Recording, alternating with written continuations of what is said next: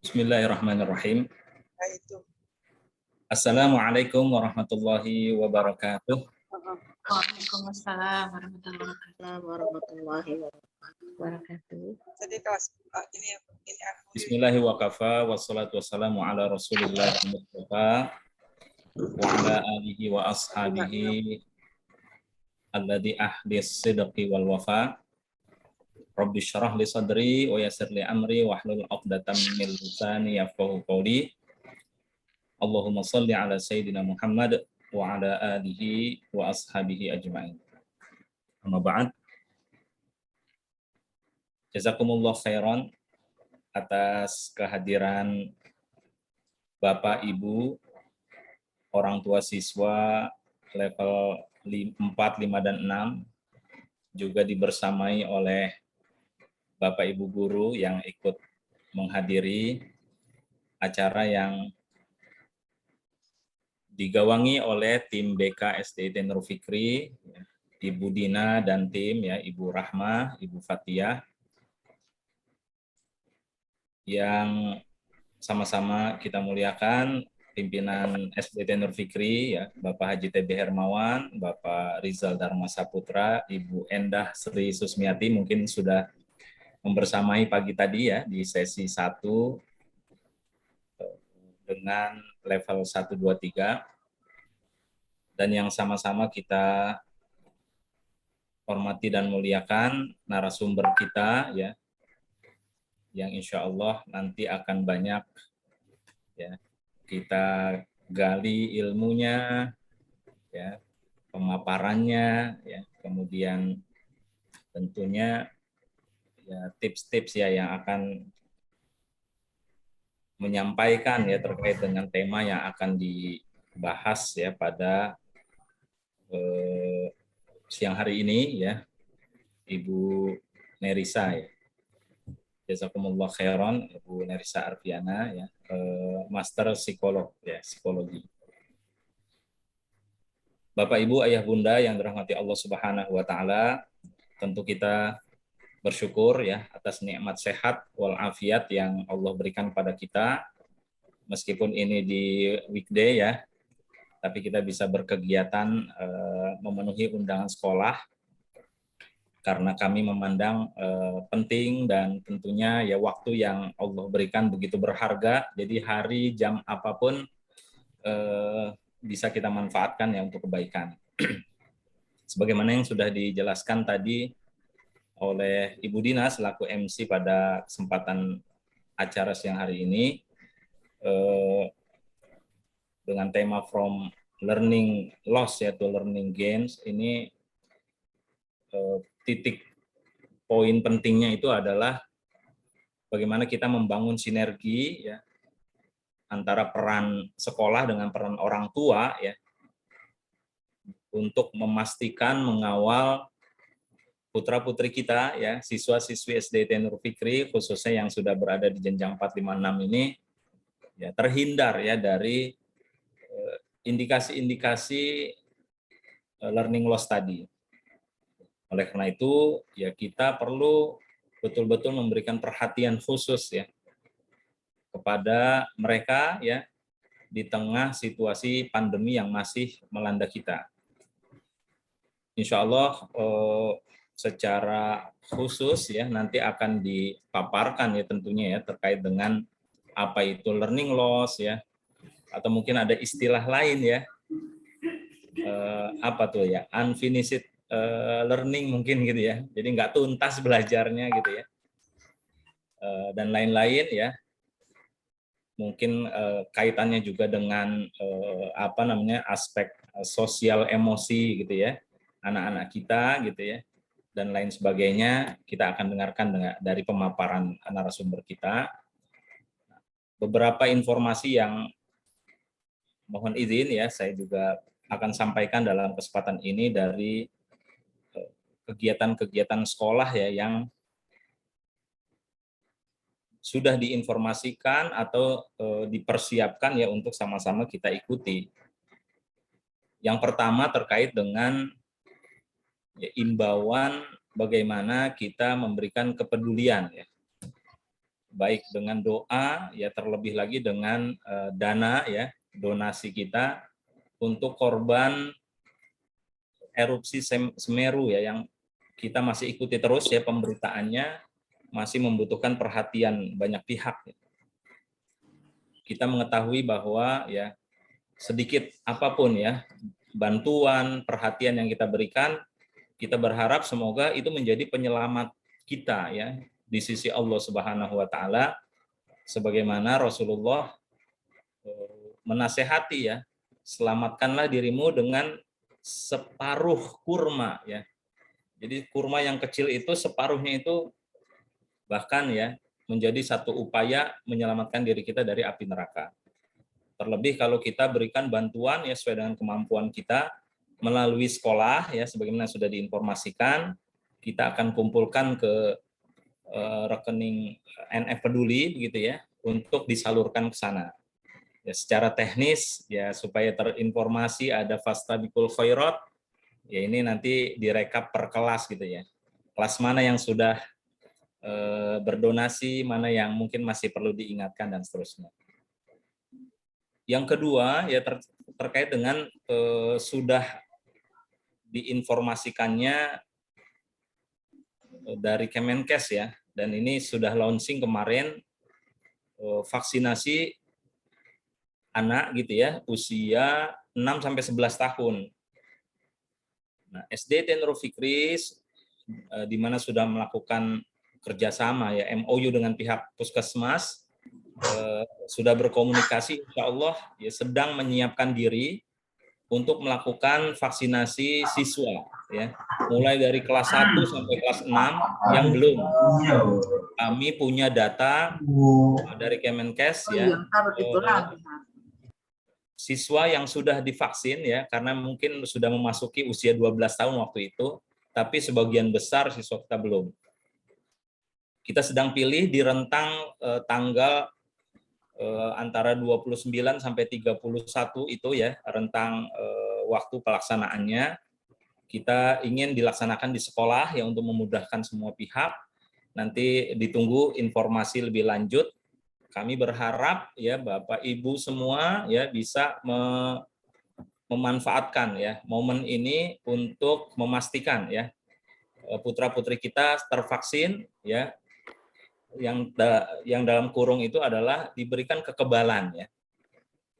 Semoga nanti pembelajaran di semester 2 ya di tahun ajaran berikutnya, ketika kebijakan pemerintah ya sudah memungkinkan ya untuk dilakukan tatap muka secara penuh ya 100%, maka kami berharap ya Bapak Ibu sudah lebih tenang begitu ya menyetujui ya putra-putrinya untuk mengikuti pembelajaran dengan tatap muka langsung di sekolah.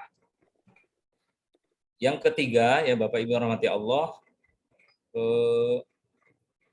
bagaimana surat-surat edaran yang sudah disampaikan ya dari pemerintah, dari Disdik, provinsi maupun Kota Depok, kami mengambil satu kebijakan ya terkait dengan aktivitas siswa ya. Sepekan ini kita sebut dengan aktivitas sinkron ya. 3 hari ini ya dengan kelas inspirasi ya, sampai tadi itu ada kegiatan latihan pramuka gabungan. Nah, untuk besok mungkin aktivitasnya ini asinkron ya. Tetap dipandu oleh guru, tetapi siswa itu sesungguhnya belum libur ya. Berkegiatan dari rumah. Ya mohon pendampingannya, perhatiannya ya. Apa saja nanti informasi yang disampaikan oleh sekolah sampai tanggal 31 Desember. Kegiatan siswa terbimbing, terstruktur dalam bimbingan Bapak Ibu guru dan orang tua di rumah. Nah, kemudian di masa libur ya, mulai tanggal 3 Januari sampai tanggal 14 Januari ya, itu kegiatan-kegiatan penguatan karakter yang langsung dimonitoring ya, dibimbing oleh orang tua di rumah. Ya itulah masa libur ya. Kalau libur kami serahkan aktivitas ya siswa anak-anak ya dengan orang tuanya di rumah. Ya kami yakin ya tentu dengan satu panduan ya karakter baik yang biasa kami tanamkan, mohon juga dikawal ya. itu ya Bapak Ibu terkait dengan informasi sekolah yang ya dalam kesempatan ini sangat baik saya sampaikan ya. Semoga menjadi perhatian kita.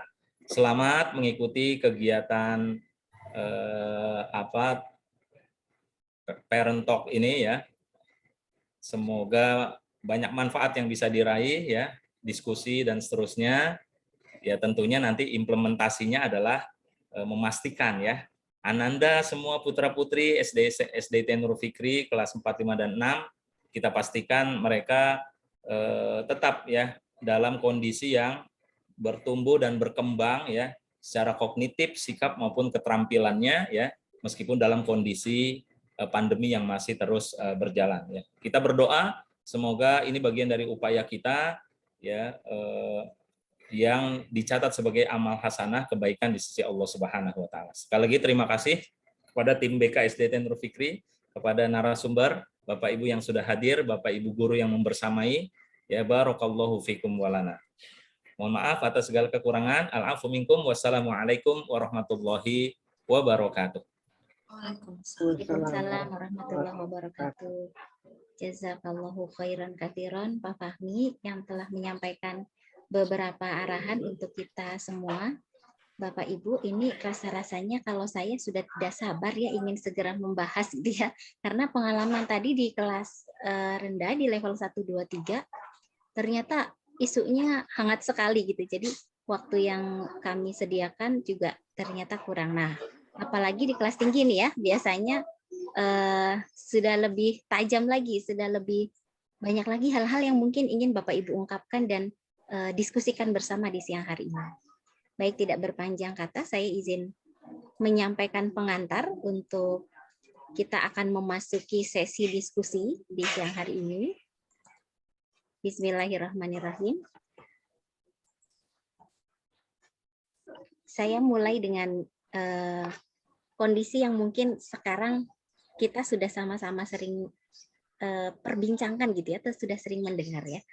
Nah, di sini saya hanya ingin mengajak kita semua, Bapak Ibu, untuk memiliki cara pandang yang sama gitu ya, bahwa di sini kita melihat, memahami, mempersepsi bahwa yang dimaksud dengan learning loss ini sendiri adalah kondisi di mana anak mengalami kemunduran belajar karena kurangnya stimulasi yang optimal. Nah, ini menjadi pengantar kita, tapi nanti mungkin akan dikupas lebih dalam dan lebih tajam lagi oleh Bu Neris ya. Tapi kita sama-sama punya pemahaman frame yang sama gitu ya, ini resiko learning loss. Mungkin nanti juga ada istilah baru ya, unfinished learning gitu ya. Nah, nanti silahkan kita konsultasikan. Nah, dengan kondisi learning loss yang saat ini mungkin kita temui atau kita rasakan, kemudian muncul beberapa pertanyaan gitu ya. Sebenarnya di anak saya nih gitu ya, di anak yang usia kelas 4, 5, 6 ini, kompetensi apa sih yang harus dicapai? Memang udah harus bisa apa ya? Calistunnya udah sampai mana gitu ya? Atau apakah anak kelas 4, 5, 6 masih belajarnya harus disuruh-suruh atau harusnya sudah bisa mandiri? Nah, mungkin itu hal-hal yang kita perlu pelajari dengan lebih jelas. Apa saja resikonya? Nah, dari kompetensi apa yang dicapai, apa saja resikonya, kemudian strategi apa yang bisa dilakukan. Pertanyaan-pertanyaan ini mengarahkan kita pada topik kita siang hari ini, materi diskusi kita mengenai karakteristik perkembangan siswa. Di sini berarti pada tahapan usia 9 sampai kurang lebih 12 tahun gitu ya, sesuai tahapan usia kelas 4, 5, 6. Kemudian apa risiko-risiko learning loss yang mungkin muncul dan strateginya seperti apa gitu ya. Bagaimana strateginya agar kita tetap bisa mengoptimalkan learning gain-nya atau capaian belajarnya. Begitu Bapak Ibu, frame diskusi kita siang hari ini. Saya izin langsung memperkenalkan tamu kita hari ini, Bu Nerissa Arfiana. Dan katanya tak kenal maka tak sayang ya Bapak Ibu. Jadi siang hari ini kita santai saja ya, santai tapi serius. Jadi tetap monggo nanti kalau pada saat pemaparan mau ada interaksi, ada hal yang ingin didiskusikan, boleh ya Bu Nerissa ya. Ini saya perkenalkan dulu, siapakah Bu Nerissa begitu ya. Bapak Ibu bisa lihat di layar, Masya Allah, boleh dibaca, boleh dibaca dan dipahami. Bu Nerissa Arfiana, beliau adalah psikolog di sekolah kita gitu ya, sebagai psikolog di bagian learning support. Nah, Bu Nerissa ini kekhususannya gitu ya, kekhususannya adalah psikologi klinis anak. Jadi Bapak Ibu mungkin nanti yang ada kebutuhan boleh berkonsultasi ya Bu Nerissa ya terkait dengan perkembangan anak. Nah ini Masya Allah kalau dibaca satu-satu saya bisa kupas tuntas, nanti waktunya panjang ya, tapi boleh ya sekilas saya perkenalkan bahwa Bu Nerissa banyak terjun pada bidang pendidikan begitu ya Bu Nerissa ya, dengan latar belakang profesi sebagai psikolog anak, kemudian terjun di dunia pendidikan. Jadi wah cocok banget nih Bapak Ibu kalau siang hari ini kita mengupas masalah-masalah perkembangan yang mungkin kita temui. Nah, beliau sebagai psikolog sekolah juga ya. Kemudian Masya Allah ini sebagai public speaking trainer. Waduh, jadi nanti ini ya seru sekali Insya Allah ya, nanti kita bisa membahas beberapa topik atau mungkin ada hal-hal yang mungkin akan menjadi spesifik, nanti kita bisa menyimak dari Bu Nerissa. Begitu, beliau lulus dari Universitas Pajajaran S1-nya, kemudian melanjutkan juga di Universitas Pajajaran ya Bu Neris ya. Nah ini luar biasa, beliau juga menguasai brain spotting for children and adolescent, kemudian ada juga terkait dengan kebutuhan pendidikan anak berkebutuhan khusus gitu ya. Kemudian ada berbagai macam terapi-terapi yang didalami yang mungkin juga nanti Bapak Ibu jika ada kebutuhan boleh mengkonsultasikan. Baik, tidak berpanjang kata, saya langsung serahkan kepada Bu Nerissa diskusi seru kita di siang hari ini. Waktu dan tempat saya persilahkan kepada Bu Nerissa.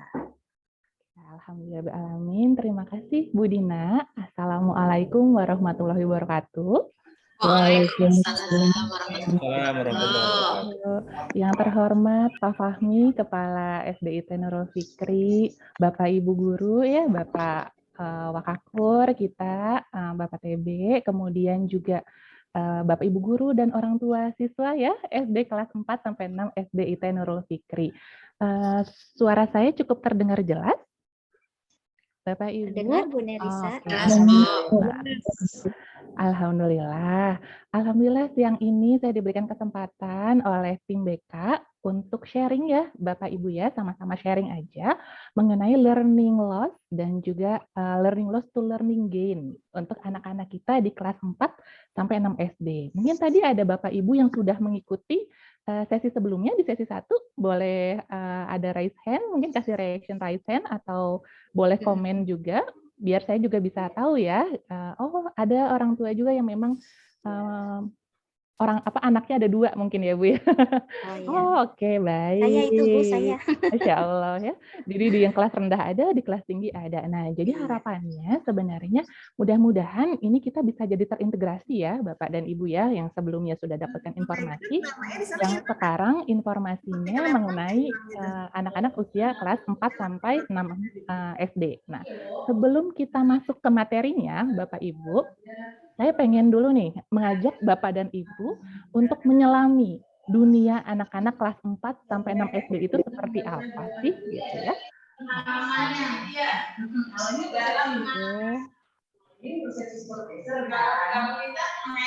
Boleh. Oke, boleh dibantu. Bu Dina udah ya, sudah ya. Oke, Bapak Ibu, di sini di link chat saya memberikan link Mentimeter. Nah, Bapak Ibu boleh mengklik link tersebut. Kita akan sama-sama menyelami ya, anak-anak usia 9 sampai 12 tahun itu seperti apa sih? Dan terutama anak-anak yang saat ini ya, anak-anak yang memang di SDIT Nurul Fikri itu seperti apa? Dulu mungkin kita berpikir bahwa pada saat kita SD, kelas 4 sampai 6 SD, apa ya aktivitas yang biasanya kita lakukan Bu Dina dulu pas kelas 4-6 SD, masih ingat nggak Bu? Apa aktivitas sehari-harinya Bu? Main Bu Neris. Main ya.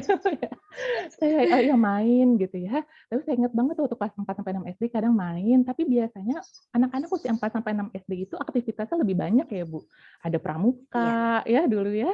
Sampai Betul. sekarang juga masih ada ya Pak Fahmi ya. Pak Fahmi menggunakan baju pramuka masih ada gitu ya, ekstrakurikuler pramuka. Kemudian ada aktivitas-aktivitas yang lainnya. Biasanya usia 4 sampai 6 tuh mereka lebih banyak ekstrakurikulernya dibandingkan anak-anak yang kelas 1 sampai kelas 3. Lebih aktif deh pokoknya. Nah, Bapak Ibu boleh diisi, kita selami baik-baik seperti apa sih sebenarnya gambaran anak-anak usia 9 sampai 12 tahun itu di Mentimeter ini. Coba saya akan bantu share kalau misalnya saya lihat sudah ada yang menuliskan sharingnya. Oke, baik.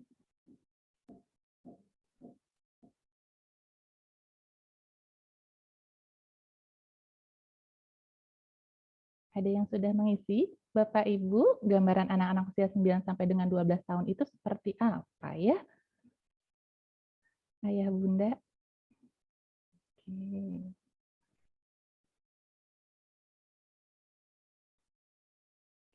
Linknya apakah bisa diakses Bu Dina ataupun Bapak Ibu guru ataupun Bu orang Neris? tua? Bisa ya? Bisa. Alhamdulillah, saya coba ya. Mudah-mudahan ada yang sudah tersubmit jawaban-jawabannya. Oh, Masya Allah, saya coba share screen ya. Kita akan menyelami ini seperti apa ya anak-anak usia 9 sampai dengan 12 tahun ini agar kita bisa lebih memasuki dunia anak-anak tersebut ya. Jadi kita bisa memahami secara pandangan kognitifnya seperti apa, secara perkembangannya seperti apa. Ini udah lumayan banyak nih Budin. Saya coba share ya. Oke. Nah, menurut ayah bunda sekalian ya hari ini anak-anak usia 9 sampai 12 tahun di kelas 4 sampai 6 SDIT Nurul Fikri saat ini mulai butuh privacy katanya Bu Dina. Pelajaran lebih fokus, suka main HP, perasaannya sensitif, mulai ada tanda-tanda balik betul ya, karena memang secara perkembangan udah preteen ya, pre-adolescent, pre-remaja. Kreatif, energik, olahraga, suka coba masak-masak sendiri, kreatif ini paling besar nih Bu ya, ternyata ya anak-anak usia SD akhir ini kreatif nih anak-anaknya. Itu kan Umi, bukan aku. Oh, ada perasaan-perasaan sensitif gitu ya, ada perspektif taking yang berbeda gitu. Rasa ingin tahu lebih tinggi, lebih senang bermain dengan teman, betul seperti itu. Kemudian emosional, suka main HP, sulit berkompromi, semangat beraktivitas, bertanggung jawabnya semakin tahu, rasa ingin tahunya semakin tinggi. Masya Allah ya, Bapak Ibu ya. Jadi dari Mentimeter ini dari share Bapak Ibu sekalian kita jadi bisa memahami oh anak-anak usia 9 sampai 12 tahun ini perkembangannya semakin meningkat dari segi kognitif, dari segi sosial dan kemudian emosionalnya. Oke, ini merupakan salah satu gerbang bagi kita untuk mengetahui seperti apa sih sebenarnya perkembangan anak-anak di usia 9 sampai dengan 12 tahun. Oke, saya mulai ya. Terima kasih Ayah Bunda sudah sharing di Mentimeternya. Saya akan coba share untuk materi hari ini. Nah, sebenarnya mengapa sih Bu Neris kita perlu tahu ataupun kita perlu memahami anak-anak kelas 4 sampai 6 SD ini seperti apa? Agar kita bisa berempati dengan mereka, agar kita bisa mengetahui sudut pandang mereka yang tentu saja berbeda dengan kita yang sudah dewasa. Pada anak-anak ini, nah hari ini kita akan membahas ada 3 hal ya, Ayah Bunda ya yang akan kita bahas. Pertama tentang karakteristik perkembangan anak usia 9 sampai dengan 12 tahun, ada identifikasi resiko learning loss pada siswa sekolah dasar, kemudian strategi mengatasi learning loss sesuai dengan tugas perkembangan anak akhir. Saya sebutnya anak akhir aja ya, late childhood biasanya. Nah, ketika kita menyebutkan tentang perkembangan, nah perkembangan itu mungkin kan kadang ada yang berpikir adalah kaitannya dengan aspek akademik saja. Tetapi ternyata aspek-aspeknya banyak ya perkembangan anak itu gitu. Pertama dari fisik, ada motorik kasar, ada keseimbangannya, ada gerakan terarah, ada pengarahan energi, kemudian ada motorik halus, eye-hand coordination, ada kelenturan ototnya, pergelangan tangan yang biasanya untuk menulis gitu ya. Kalau fisik motorik kasar, biasanya kita untuk berolahraga, kegiatan-kegiatannya dan untuk postur tubuh saat kita belajar. Kognisi untuk memahami instruksi, bahasa, persepsi, konsentrasi juga termasuk dalam kognisi ya, dan kemudian kemampuan memori. Kegiatan-kegiatan yang bisa kita latih atau stimulasikan perkembangan kognisi ini dengan bercerita, berhitung, mengikuti instruksi, menganalisa permasalahan, bermain puzzle ataupun gambar. Ada lagi nih Bu, perkembangan emosi, di mana mereka perlu mengetahui emosi dasar dan kemudian mengelola regulasi emosi tersebut dan mengekspresikannya secara adaptif. Yang tadi Bapak Ibu juga kan share ya gitu ya, bahwa usia-usia segini sudah mulai nih Bu Neris, ada baper-bapernya gitu ya, ya Bunda ya. Udah mulai emosional gitu ya, betul seperti itu, karena perkembangan emosinya semakin kompleks pada usia ini. Kemudian ada kegiatan-kegiatan yang bisa kita lakukan untuk stimulasi emosi pada anak usia 9-12 tahun ini, memahami ekspresi temannya seperti apa, saling bercerita apa yang dirasakan hari ini, membaca buku-buku cerita ataupun novel yang dia suka, yang biar bisa dia memahami emosi yang ada di peran-peran tersebut. Kemudian secara sosial, ada kontak mata, interaksi dua arah, memahami aturan nilai baik dan buruk gitu ya, ada moral dan penilaian terhadap situasi di mana saat pandemi ini ternyata kemampuan sosialnya anak ini menjadi terbatas ya Ayah Bunda ya gitu. Akhirnya sebenarnya kita bisa stimulasi dengan bermain bersama tim ataupun kelompok baik secara langsung ataupun daring ataupun luring gitu. Nah, kita lihat lagi aspek-aspek yang lainnya ini juga perlu distimulasi untuk anak-anak kita. Adaptif atau bantu diri ya untuk dia sudah mampu untuk mengorganize dirinya sendiri. Kemudian secara sensori ini indera penglihatan, peraba, pendengaran, pengecapan, keseimbangan tubuhnya. Kemudian proprioseptif itu ada sendi-sendi otot-otot anak-anak gitu ya Bapak Ibu ya. Kemudian introception atau merasakan yang ada di dalam tubuhnya dia ini perlu dilatih ataupun distimulasi sebagai dasar aspek perkembangan anak. Jadi ketika kita berkaca kepada satu anak, mungkin ada salah satu anak yang dia akan dominan di salah satu aspek perkembangannya. Ada juga anak yang lainnya yang dominan di aspek perkembangan yang lainnya gitu. Jadi di hari ini saya mengajak ayah dan bunda untuk kita bisa melihat anak secara holistik sesuai dengan aspek perkembangannya. Lalu untuk usia 9-12 gimana Bu Neris gitu ya? Kita akan lihat dari dua aspek yang utama. Yang pertama dari perkembangan kognitifnya, ini usia 7-11 tahun ini sedang taraf konkret operasional namanya Bu. Konkret operasional itu gimana Bu Neris? Dia itu sebenarnya sudah mulai beroperasi gitu ya, melakukan perhitungan-perhitungan, menggunakan bahasa, gambar, memahami konsep besar kecil, klasifikasi, urutan gitu ya, pemikiran konsepnya semakin abstrak gitu. Kalau yang formal operational itu dia udah mulai 11 tahun ke atas gitu ya, untuk kelas 6, dia kemudian jadi berkembang kemampuannya, fokus atensinya bisa bertahan lebih lama, minimal 3 kali usia anak dalam menit. Jadi kalau tadi Bu Rahma menceritakan ya 2-5 itu ya, biasanya kita cek 2-5 dikali usia kronologis anak. Rata-ratanya biasanya kita ambil 3, biasanya ya 3 dikali usia anak. Misalnya usia anak kita sekarang 9 tahun ya Bapak Ibu ya. Terus kemudian kita lihat, oh berarti rentang atensinya dia perlu bisa fokus dalam belajar 3 dikali 9 gitu ya, mungkin sekitar 27 menit gitu ya, 25 sampai 30 menit, 35 menit gitu. Jadi semakin meningkat usianya sebenarnya diharapkan rentang atensinya semakin meningkat pula. Tidak kalah pentingnya dalam usia 9 sampai 12 tahun itu ada aspek sosial yang menyertainya, yaitu di mana tahapnya industri versus inferiority. Kenapa Bu Neris namanya industri? Industri itu teori dari Erikson yang di mana memang dia menjelaskan bahwa saat kelas 4-6 SD itu mereka melakukan sesuatu, do something gitu ya, sehingga dia bisa berkarya dan kemudian dia bisa mendapatkan sesuatu yang dia banggakan. Dia merasa mampu, merasa bisa sesuatu. Nah, di satu sisi ketika memang energi-energinya diberikan untuk aktivitas-aktivitas yang dia mampu, ekstrakurikuler ya, kemampuan-kemampuan yang positif, dia akan merasa oh oke, saya punya kemampuan.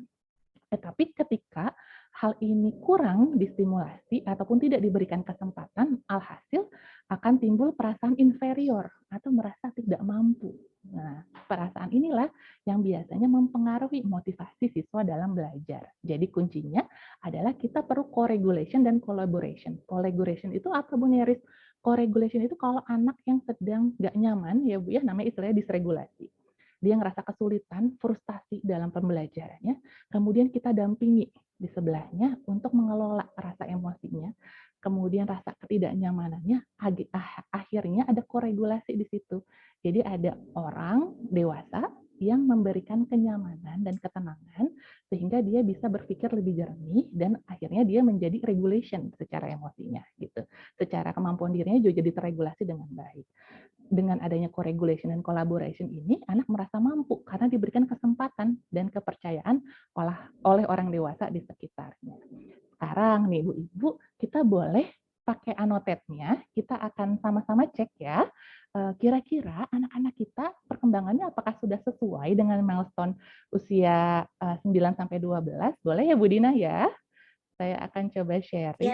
Siap, silakan Bu. Mudah-mudahan dimudahkan ya Bapak Ibu untuk annotate. Biar nggak ngantuk ya Bu Neris ya, kita boleh coret-coret ya. Boleh. Ini ya juga Ibu, diregangkan dulu mungkin ya pundaknya. Apalagi yang ikut dari sesi pagi nih. Betul, tangannya juga Bu, Ayah Bunda boleh digerak-gerakan dulu. Saya akan kasih ini full screen modenya ya. Jadi ini. Oke, nah ini merupakan milestone aspek perkembangan yang saya rancang gitu ya, memang untuk melihat perkembangan anak-anak dari lahir dan sampai remaja. Kita akan berfokus pada anak usia 9-12 ya, anak akhir ya, sebentar ya. Oke, nah ini kita akan checklist. Ibu-ibu apakah memungkinkan untuk annotate? Boleh. Kalau memungkinkan buat annotate, boleh kasih checklist stem, ya, stemnya seperti ini. Misalnya,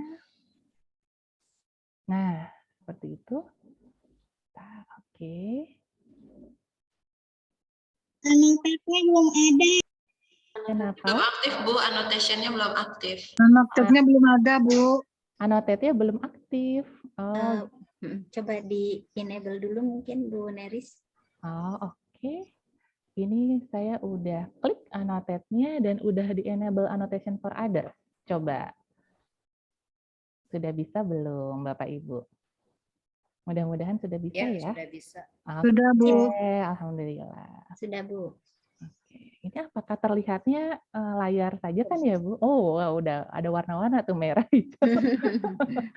Boleh Bu berkreasi Bapak Ibu ya, boleh berkreasi di sini. Kita cek satu-satu. Nah, dari ini pertumbuhan fisik ya Bapak Ibu ya. Pertumbuhan fisiknya berkembang 2 tahun lebih cepat dan perempuan dibandingkan laki-laki gitu ya. Tinggi, berat, dan tampilan fisik yang lebih mature. Biasanya anak-anak kelas 4-5 itu anak-anak perempuannya yang lebih besar dulu ya perkembangannya.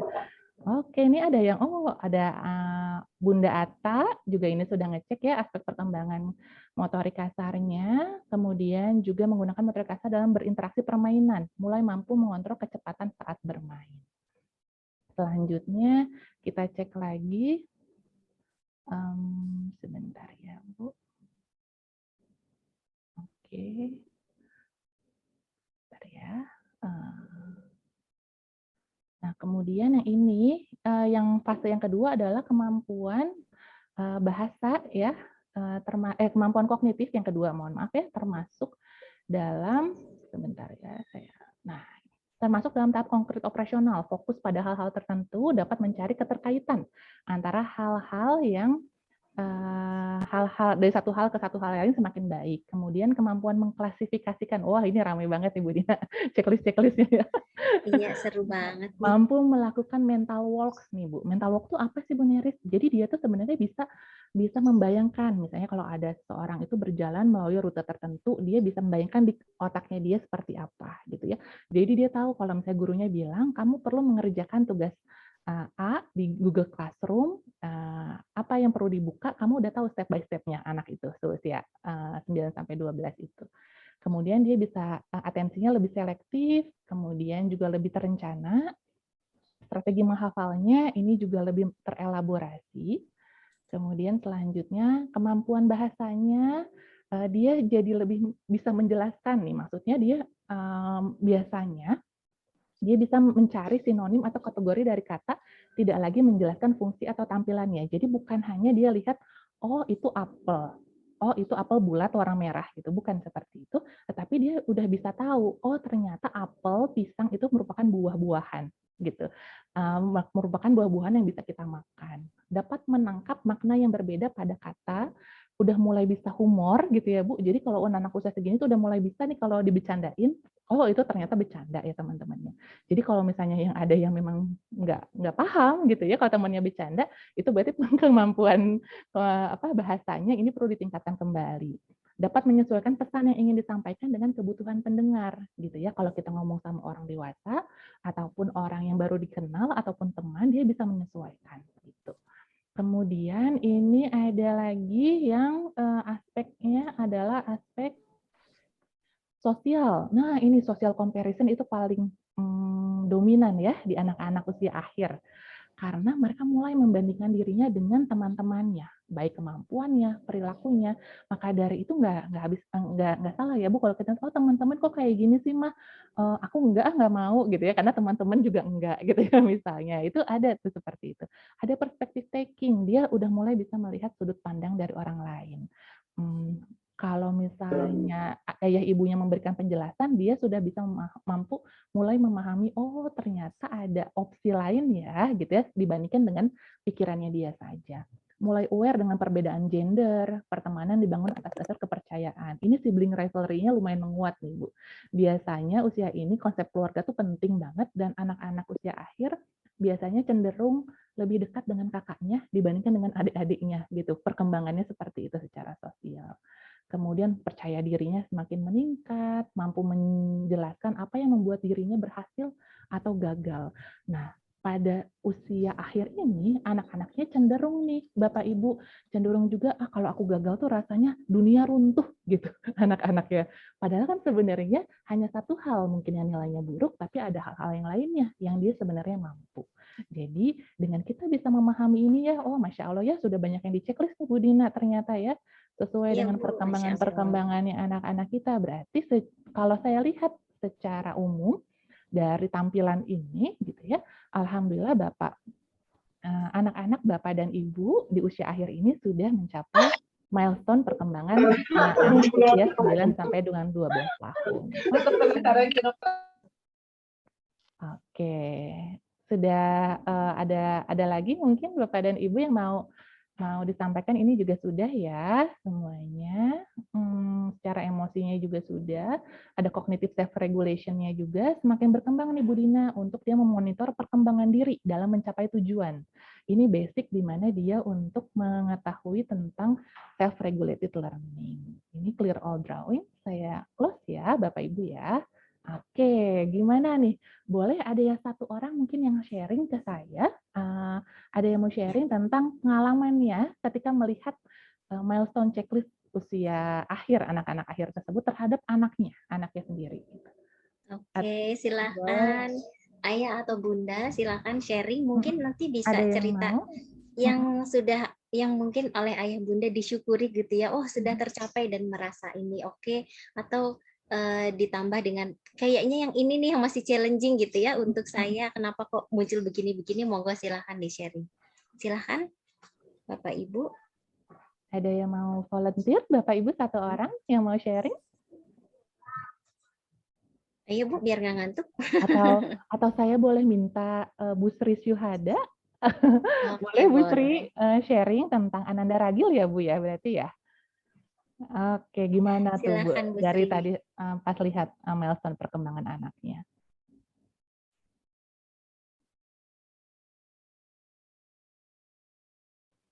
Assalamualaikum warahmatullahi wabarakatuh. Waalaikumsalam warahmatullahi wabarakatuh. Kalau Ragil sih standar ya kayaknya.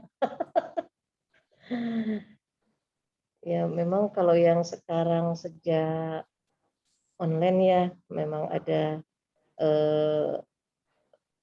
perubahan kegiatan ya Bu ya. Nah, mungkin emang lebih sering di komputer, sering di handphone. Nah, kadang tuh saya tuh kasihan tuh matanya, Bu. Cuman alhamdulillah Ragil itu kadang-kadang emang dia suka bergerak ya. Jadi suka lempar-lempar bola ke dinding. Jadi walaupun misalnya nggak di luar, saya alhamdulillah masih ngeliat gerak tubuhnya masih ada gitu ya, di apa dia cuma lempar-lempar bola atau apa gitu, jelas fisiknya, kegiatan fisik pasti berkurang. Nah, kadang dia masih mah renang yuk, ya mulai yang minggu lalu saya udah izinkan renang, sudah sekitar sebulanan dia renang setiap seminggu sekali. Di kadang-kadang ketemu juga dengan Pak siapa tuh yang renang, Pak Patrio ya, sama siapa yang ngajar renang, Pak Soleh. ada dua ya, Pak Pak Soleh, Soleh. iya, Pak Soleh. Pak Soleh. Ya negor lah gitu. Jadi kalau dari segi itunya sih saya nggak terlalu khawatir, termasuk yang bertanggung jawab juga sih Ragil kok terhadap tugas-tugas gitu. Sering ada yang loss berapa gitu, kita ingatkan, Agil ini kamu belum ya. Nah, kadang-kadang ada juga kok kadang-kadang ada yang ngerjain tugas tuh sedemikian banyaknya gitu ya Bu ya. Ini yang nggak ngeh anaknya apa gurunya gitu. Kalau misalnya cuman yang nggak ngerjain tugas cuma 2 orang, 3 orang Iya, gitu kan, iya. oke lah gitu kan.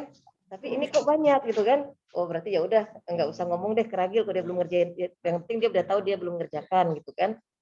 Sempat kan yang banyak ya pas Betul. apa tugas apa gitu saya lupa waktu itu. Senam Jadi ya kayaknya yang banyak itu ya. Yang terakhir dilihat ya. Nah, oke. kayaknya banyak yang nggak tahu, berarti kayaknya bukan anak-anak juga yang salah ya. Jadi Ragil ini sudah memiliki pemahaman ya Bu ya, pemahaman tentang tanggung jawab dirinya sendiri seperti apa ya Bu, kalau saya lihat ya Bu ya. Kemudian juga walaupun pada saat ini kondisinya memang secara motorik terbatas, tapi Ragil masih menyesuaikan ataupun meningkatkan ya stimulasi perkembangan motorik kasarnya dengan aktivitas-aktivitas olahraga tadi yang terarah, betul ya Bu. Jadi kalau kita lihat tadi berbagai aspek dari fisik, kognitif, bahasa, sosial gitu ya, Bunda Sri gitu melihat bahwa Ananda Ragil bisa sudah mampu mengoptimalkan stimulasi dari aspek-aspek perkembangan yang ada gitu. Kemudian juga walaupun tadi ada juga ya 1-2 yang lost gitu ya tadi Ibu ya, ada PR-PR memang yang belum dikerjakan, tetapi ternyata betul karena teman-temannya nggak ngerjain juga yang tadi ya yang sosial ya Bu ya, karena Dan social banyak. Social comparison-nya comparison ya Bu Dewi. social comparison-nya tinggi. Oh, teman-temannya juga belum ngerjain, ya udah aku santai aja deh gitu ya, Bu ya. Oke, berarti betul-betul sangat mencerminkan anak-anak usia akhir. Terima kasih Bu Sri atas sharing-nya ya, atas Ananda Ragil. Betul ya Bu Ibu ya, seperti itu. Jadi kita dari teori dan dari memang milestone yang tadi saya jelaskan, kalau bisa memang langsung diterapkan kepada anak kita, agar ini materinya ataupun informasinya bisa betul-betul kita aplikasikan pada kehidupan kita sehari-hari. Mudah-mudahan ya, insya Allah ya.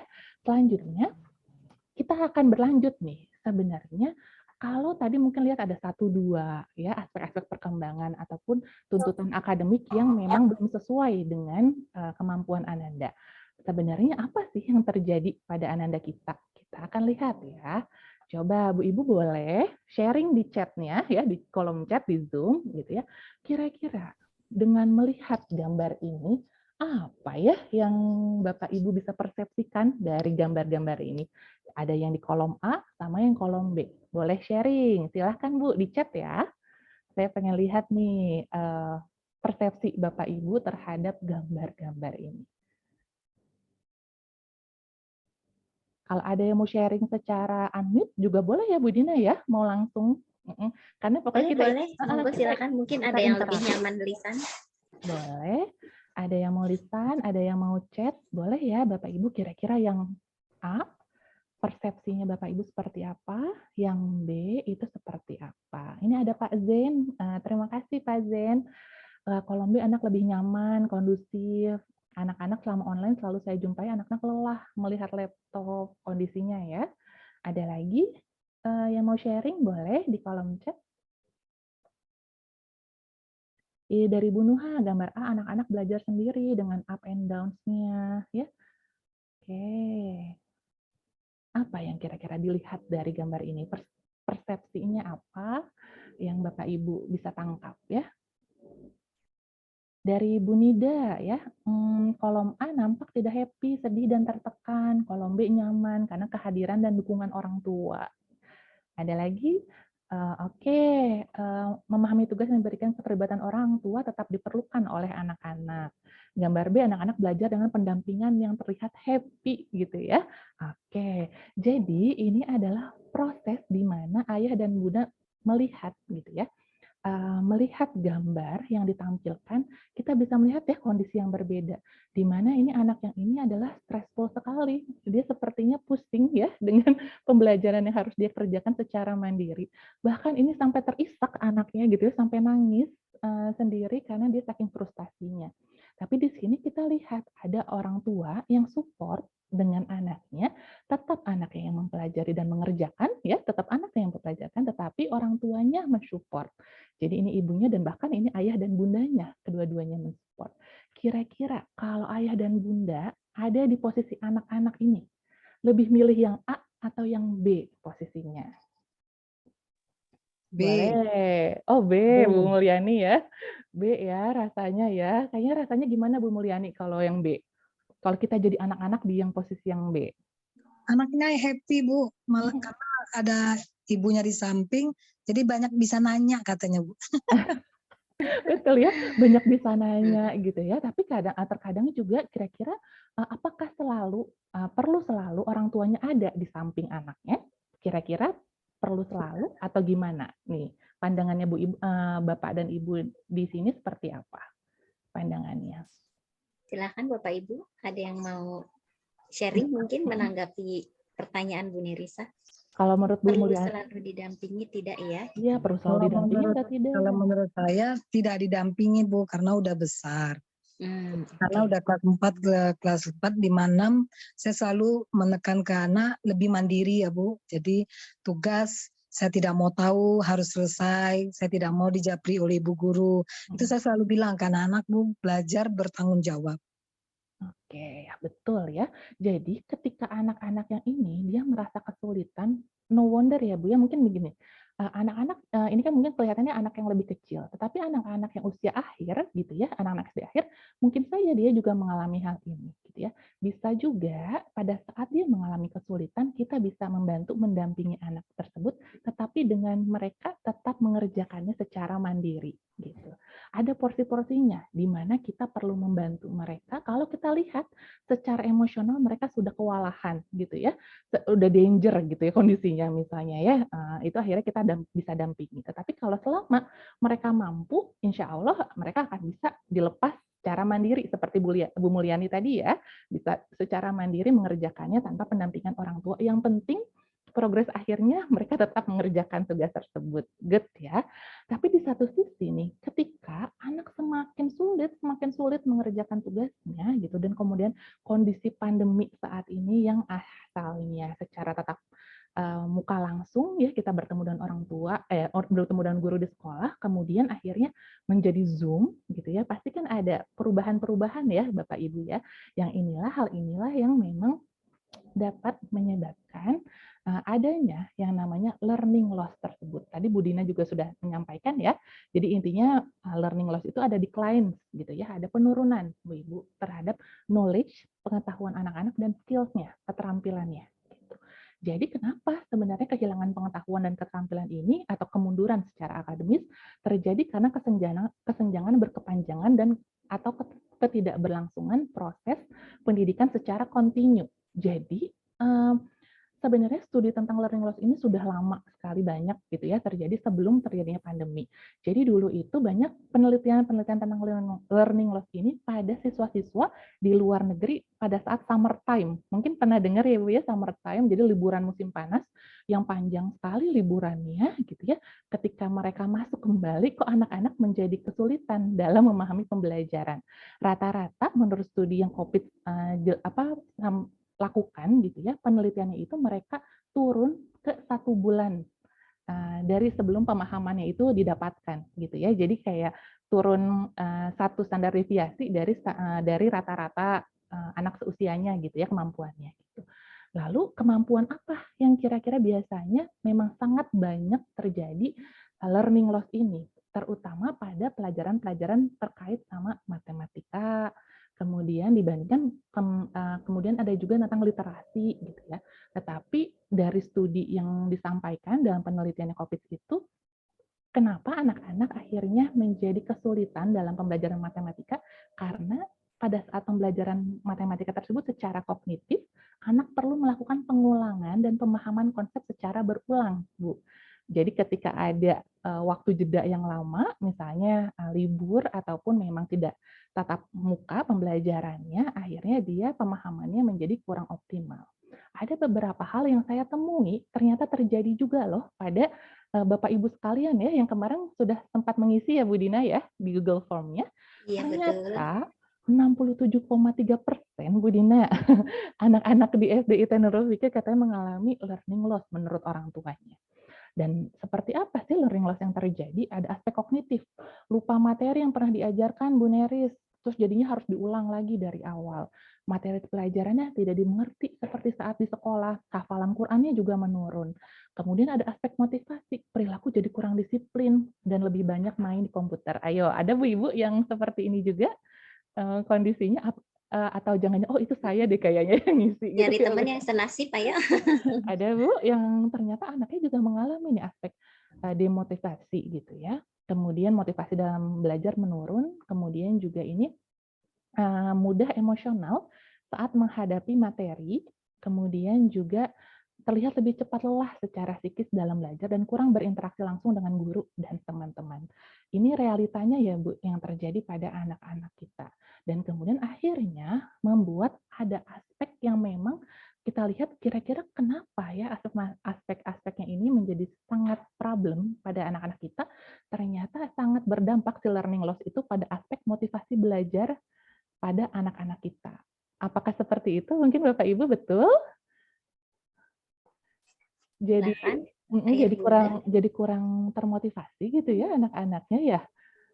Nih jadi 63,5% nih Bu Dina datanya. Jadi aspek motivasi belajar ini sangat-sangat berdampak terkait dengan learning loss tersebut. Kita akan lihat faktanya gitu ya. Ternyata kan ini data-data yang kita gunakan. Faktanya secara teoritis sebenarnya memang learning loss itu terjadi karena memang awalnya ada school closure, ada penutupan sekolah, kondisi COVID, kemudian anak-anak menjadi SFH ya, school from home, sehingga ada penurunan learning intensity. Jadi yang dulunya mungkin dari pagi sampai siang ke sore ya kita pembelajaran di sekolah, kemudian akhirnya jadinya terbatas pagi sampai siang saja gitu ya untuk Zoom-nya. Nah, hal inilah yang menjadikan terjadinya learning loss.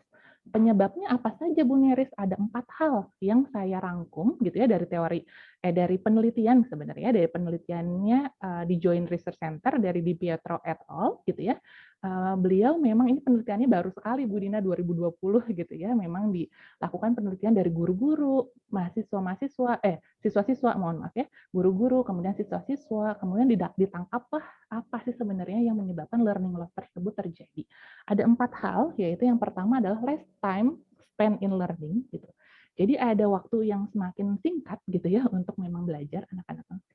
Yang kedua adalah stressful. Rasanya stres nggak sih Bu Ibu, Bapak-bapak pada kondisi COVID saat ini gitu ya, yang memang uncertainty, kita juga nggak tahu jelas kapan masuk ataupun enggak. Jadi kemarin kan asalnya kita udah PTMT, terus kemudian libur lagi, PTMT lagi gitu ya. Jadi ada sesuatu yang memang ketidakpastian. Gitu. Kemudian ada perubahan gitu ya. Bagaimana siswa berinteraksi dengan gurunya, dengan teman-temannya, dengan lingkungannya. Dan terakhir adalah lack of learning motivation. Jadi, analisa dari ayah bunda di Nurul Fikri teh sangat-sangat bagus ya Bu Dina ya, ternyata datanya itu sesuai riset nih ya Bu. Sesuai riset gitu ya, sesuai riset. Karena lack of learning motivation itu merupakan salah satu predisposisi terjadinya learning loss pada anak-anak kita.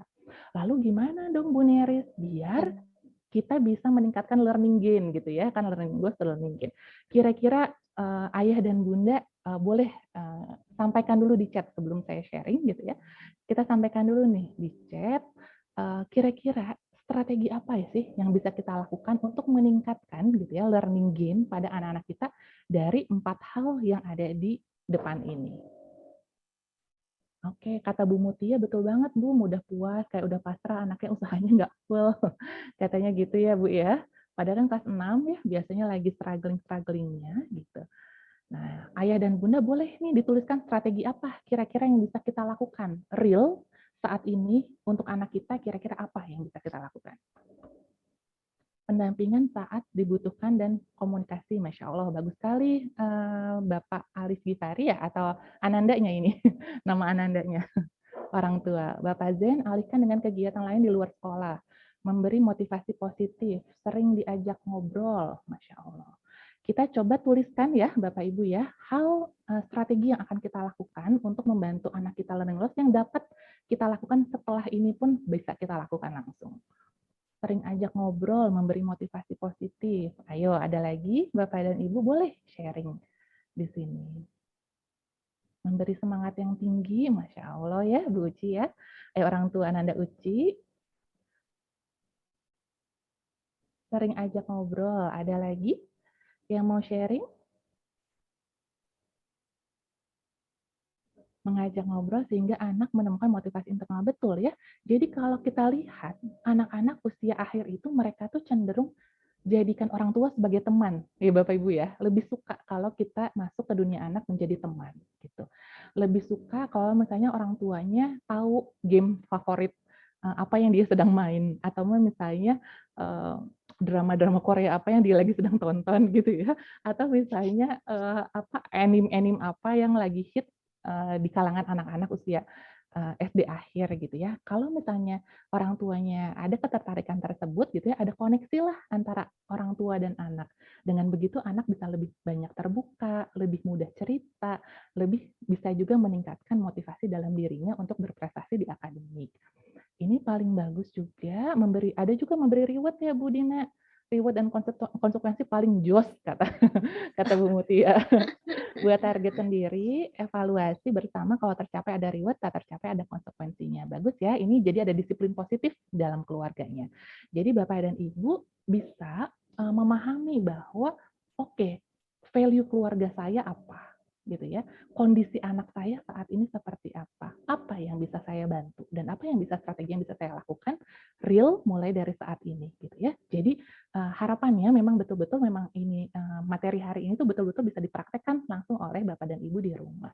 Ada beberapa strategi yang saya berikan, mudah-mudahan bisa memberikan insight juga untuk Bapak Ibu gitu ya, untuk meningkatkan si learning gain-nya ini. Jadi paling mudah sebenarnya gini, berdasarkan riset sebenarnya untuk meningkatkan si learning loss itu ya memang ada academic accelerated gitu ya. Jadi bagaimana anak-anak ini bisa sebenarnya bukan dipercepat ya Bu ya, tetapi mereka dapat inti-inti materi apa sebenarnya yang paling penting untuk mereka. Jadi perlu pengulangan materi dengan konsep inti, dia juga bisa baca materi terlebih dahulu, berarti soal dengan intensif gitu ya. Ini dalam ranah aspek akademiknya. Stresnya dia bisa mengelola dengan teknik bernafas tenang atau relaxing breathing, sadari emosi, beri jeda, baru regulasi emosinya. Gitu.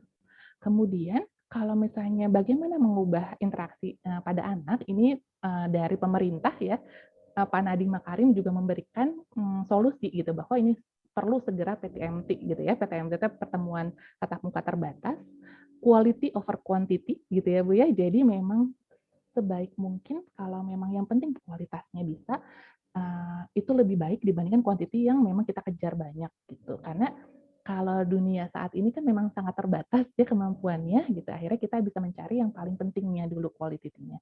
Kemudian connected relationship. Jadi kita dengan anak tuh ada koneksinya Bapak Ibu. Anak dengan guru juga ada koneksinya. Gimana caranya membangun koneksi? Coba kita lakukan sesuatu yang memang bisa masuk ke dunia anak tersebut. Komunikasinya dengan bahasa yang dipahami oleh anak kita gitu ya. Dan gimana nih Bu Neris cara numbuhin motivasi internalnya? Jadi ini Bu Dina pernah nggak waktu pas kecil seru banget main layangan sampai disuruh pulang nggak mau? Atau main sepeda atau nggak main apa Bu Dina dulu pas kecil? Saya main ke sawah Bu Neris. Oh, di pematang sawah gitu Bu? Iya, terus panen seru kangkung, nangkepin belalang, habis itu digoreng gitu. Seru banget ya. Itu kan sebenarnya experience untuk anak-anak kita ya. Mereka bisa belajar IPA mengenai alam gitu ya, langsung di sawah dan memang tahu insect apa beda-beda gitu ya, ada serangga-serangga yang berbeda gitu. Kita coba lakukan aktivitas yang menumbuhkan joy, seneng gitu ya. Jadi aktivitas ini kenapa hari ini pun saya senang sekali bisa bertemu dengan Bapak Ibu karena mudah-mudahan kita juga belajarnya ya santai, senang gitu ya, diskusi jadi nggak under pressure gitu. Kemudian ada pride. Apa sih yang bikin dia bangga dengan dia belajar tersebut? Dia bisa punya kemampuan apa gitu ya. Jadi kalau misalnya dia mendapatkan, dia mampu mengerjakan satu soal, kita bisa memberikan afirmasi apapun, kata-kata yang positif gitu ya, bahwa dia sudah berupaya dengan baik menyelesaikan soal matematika yang cukup kompleks gitu. Kemudian ada curiosity tentang munculkan bahwa oh apa ya, kira-kira kenapa ya gitu ya. Jadi ada wonder-nya gitu. Mungkin Bapak Ibu di sekolah ada sitting wonder ya yang diajarkan untuk anak-anak. Jadi tadi tuh lihat kayak tadi saya kasih lihat gambar yang ada anak-anak yang sebelah A sama B, itu kan kita melihat ya si, kemudian kita menelaah think gitu ya, menelaah apa ya yang terjadi pada mereka, kemudian kita wondering apa sebenarnya yang terjadi pada dunia mereka. Nah, kita ajak juga ke anak-anak kita, kira-kira apa sih sebenarnya yang sedang mereka sukai gitu ya, yang bikin mereka jadinya curious dan passionate itu rasanya senang banget untuk melakukan itu. Jadi kalau misalnya orang tua itu biasanya punya kamus nih Bu Dina, punya kamus berjalan bahwa oh anak saya tuh emang hobinya ini banget nih Bu Neris gitu ya. Ada sesuatu yang dia bisa ngerjain itu dengan lama, dengan semangat gitu. Ada benefitnya, manfaatnya apa, kemudian juga tujuannya dan kemampuan untuk delay gratification di usia akhir ini sangat-sangat penting. Jadi kenapa Bu Neris delay gratification itu penting? Delay gratification itu jadi menunda kepuasan ya, kesenangan Ibu. Waktu itu kan ada penelitian ya, jadi ada anak ya yang dimasukin ke ruangan, terus dia dikasih marshmallow ataupun permen gitu ya, satu permennya. Penelitinya bilang jangan dulu dimakan, nanti tunggu sampai 5 menit, saya datang lagi, kamu akan dapat lebih banyak permennya gitu ya. Jadi ketika dia bisa mampu menunda kesenangannya, dia akan dapatkan sesuatu yang lebih dari sebelumnya gitu. Jadi kemampuan delay gratification ini penting untuk anak untuk dia bisa menunda dulu nih. Dia pengen main game, tapi dia tunda dulu nih. Yang penting PR-nya udah selesai dulu, nanti rasanya puas banget deh teman-teman belum selesai, tapi saya udah selesai gitu ya, udah disubmit ke GCR-nya gitu. Jadi ada perasaan puas ketika dia bisa mengelola rasa yang dia tunda ya, kesenangan yang dia tunda. Gitu. Lalu kita bisa juga yang dua ini, ibu-ibu, bapak-bapak di sini ada nggak yang pernah punya pengalaman anaknya, anak ataupun mungkin orang tua ngerasa lebih emosional ketika mendampingi anak belajar di rumah? Ada, boleh raise hand atau kasih emotikonnya. Saya kasih ini, saya juga kasih reaction Bu. Ya, karena memang cukup emosional ya ketika memang kita mendampingi Ananda belajar di rumah gitu. Sebenarnya betul, terima kasih Pak Bayu ya. Jadi ada Bu Nida juga, kayaknya emosional banget ya rasa-rasanya gitu ya. Sebenarnya apa sih yang terjadi pada otak kita gitu ya? Apa sih yang mekanisme yang terjadi di otak ini? Kemampuan anak untuk berpikir, untuk belajar ini kan ada di prefrontal cortex ya, ada di otak depan istilahnya gitu. Nah, ketika dia merasakan tingkat stres, ini tingkat stresnya makin atas ya. Tingkat stresnya ini kecil nih Bu, yang bola golf kecil kayak bola golf. Ini mereka masih enak nih, masih nyaman, social engagement namanya ya. Dia tenanglah, santai, mindful, joy ya, groundedness, curiosity gitu ya. Responnya hijau. Ketika PR-nya makin banyak, kemudian deadline-nya semakin sebentar, udah hampir dekat gitu ya. Ayo cepat kerjain tugas-tugasnya gitu ya. Ini tingkat stresnya makin tinggi nih. Jadi bola tenis, yang asalnya bola golf jadi bola tenis kayak anak kita. Naik nih ke sini. Akan ada 2 respon yang akan terjadi pada anak kita ya. Biasanya anaknya jadi marah-marah ya, ada yang A, anaknya jadi marah-marah, yang fight ataupun kita pun kalau misalnya Bu gurunya, "Bu, mohon maaf Ananda belum mengirimkan PR-nya," misalnya. Terus kita jadi tiba-tiba ada sensasi rasanya kita pengen marah gitu, rasanya nggak enak, nggak nyaman, terus akhirnya kita marah ke anak kita misalnya gitu ya. Ini adalah sensasi fight yang ada di dalam tubuh kita. Ada juga anak, kenapa Bu? Oke, saya lanjutkan ya. Ada juga anak-anak yang akhirnya menunda pekerjaannya, menghindari pekerjaannya, menunda-nunda, akhirnya flight dari pekerjaannya. Ini adalah reaksi di mana tandanya kalau anak-anaknya sudah menunda PR-nya, berarti tingkat stresnya agak lumayan menengah nih Bu, gitu. Nanti kalau atas udah makin tinggi kayak bola sepak bola gitu ya, makin besar tingkat stresnya, dia akan shutdown gitu ya, rasanya overwhelm, nangis gitu. Nggak tahu Umi nggak bisa. Umi aja yang kerjain gitu misalnya gitu, atau kan misalnya udah aku pusing banget akhirnya nangis misalnya gitu ya. Ini ada reaksi di mana kalau sebenarnya reaksinya kalau traumatik gitu ya, kalau traumatik case-nya ada traumatik, ini di mana ada kasus yang di mana dia sudah sangat tingkat stresnya sangat tinggi, akhirnya dia freeze, nggak bisa ngapa-ngapain, nggak bisa mikir apa-apa gitu. Akhirnya kita perlu nih caranya untuk mendeaktivasi biar jadi lebih nyaman lagi dengan tadi teknik relaxing breathing.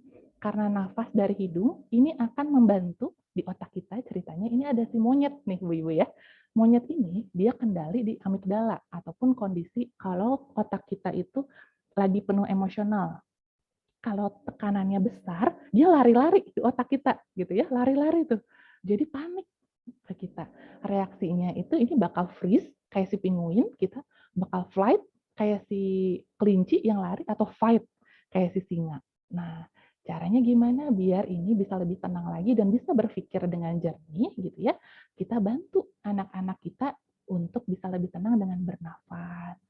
Yang paling penting bernafas dulu ya, kemudian bisa boleh sambil minum, zikir ya, sambil ambil air wudhu, itu juga boleh banget Bu. Yang penting dia merasakan sensasi tubuhnya terlebih dahulu gitu ya. Boleh dicek juga apa yang dia rasakan, takut Bu misalnya, atau deg-degan, cemas. Cemasnya seberapa besar kayak bola tenis ataupun kayak bola golf gitu. Jadi mekanisme ini yang mudah-mudahan bisa membantu Bapak Ibu untuk mendampingi anak ataupun bahkan untuk Bapak Ibu sendiri untuk mengelola stres dalam diri kita. Gitu.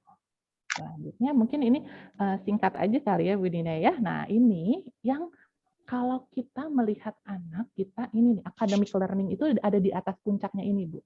Jadi pembelajaran itu ada di atas ini, cognition intellectual. Di bawahnya ini piramida-piramidanya ini perlu dilatih dulu anak-anak kita ini. Perlu dilatihnya seperti apa sih? Anak mampu belajar dimulai dengan terstimulasinya seluruh inderanya dengan optimal, ya. Jadi ada indera penglihatan, pendengaran, kemudian juga ada proprioceptif, ada vestibular, ada mungkin ada keseimbangan gitu ya. Ini boleh banget dilakukan dengan aktivitas olahraga terstruktur. Jadi kalau misalnya anak kita ngelihat kok anak kita motivasi belajarnya rendah gitu ya, coba ajak aktivitas olahraga dulu ya Bu ya, kayak rentangkan tangannya, boleh Bu, Bapak Ibu direntangkan tangannya ini sekarang, tangannya ke depan, boleh Bu? Ayo ya. Oke, di pundak dulu, pundak boleh Bu, diputar-putar dulu. Oke, coba sekarang cari satu warna favorit Bapak Ibu di sekeliling ruangannya Bapak Ibu, coba dicek. Kita lihat ke sekeliling, kemudian berhenti pada satu warna yang kita suka banget di situ. Oke. Ada ya, Ibu Sri ataupun ada Bapak dan Ibu yang mau sharing, melihatnya apa ya? Lihat, kalau Budina ngelihat warna apa Budin? Kalau saya ngelihat warna hijau. Oh, aku hijau toska. Ya, rasanya pada saat ngelihat ke situ, opazen warnanya biru, orange dan ada lionnya, ungu muda gitu ya. Nah, ketika kita melihat titik di mana kita suka gitu ya warna itu kita bisa lebih mindful terhadap penglihatan kita dan diri kita gitu.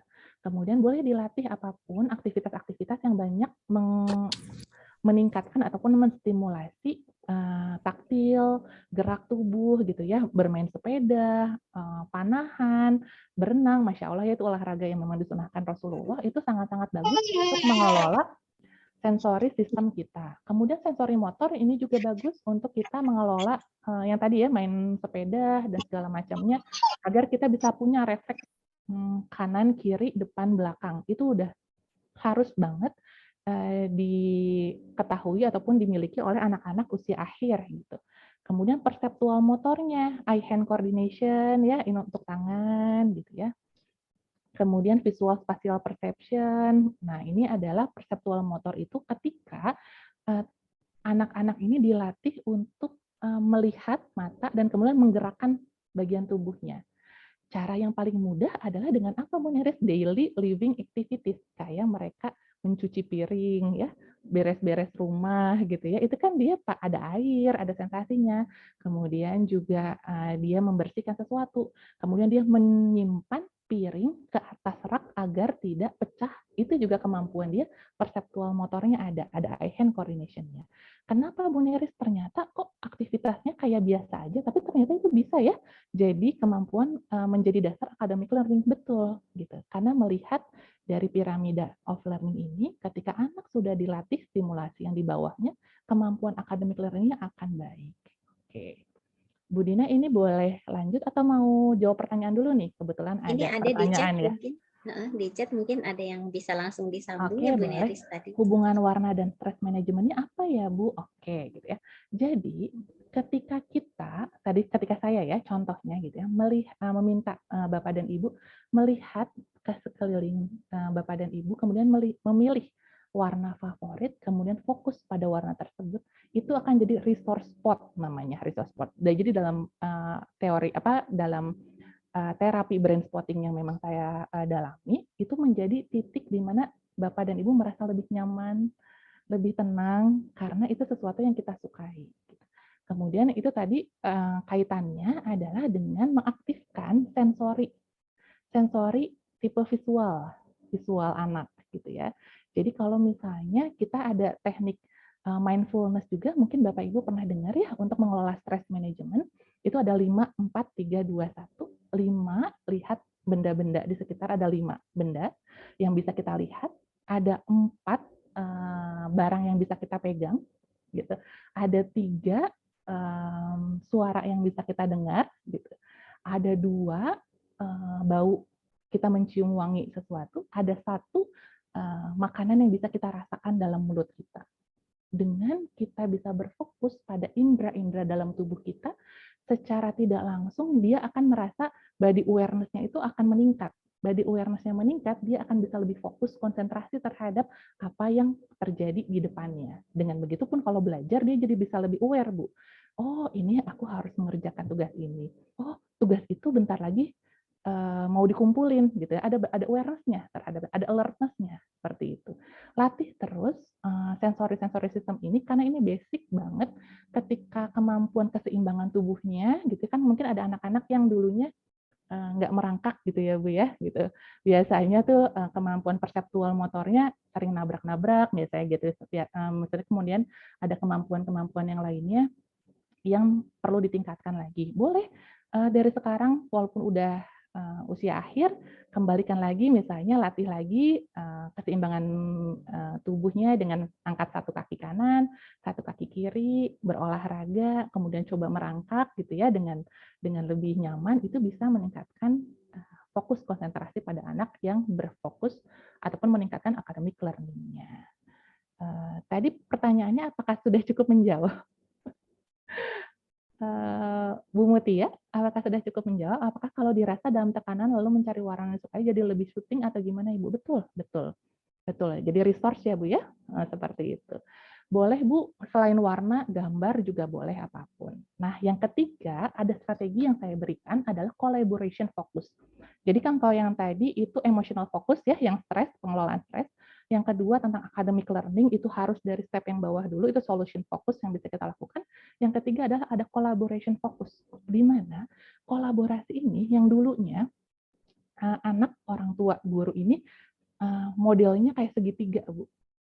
Jadi orang tua ke guru aja lapor, orang tua ke anak, terus kemudian guru ke anak juga gitu ya misalnya gitu ya. Jadi relasinya hanya one on one. Nah, kita ubah kolaborasinya ini dengan lingkaran yang saling berkesinambungan atau resiprokal. Jadi ketika ada problem pada anak kita bisa menyelesaikan secara holistik. Gimana Bu?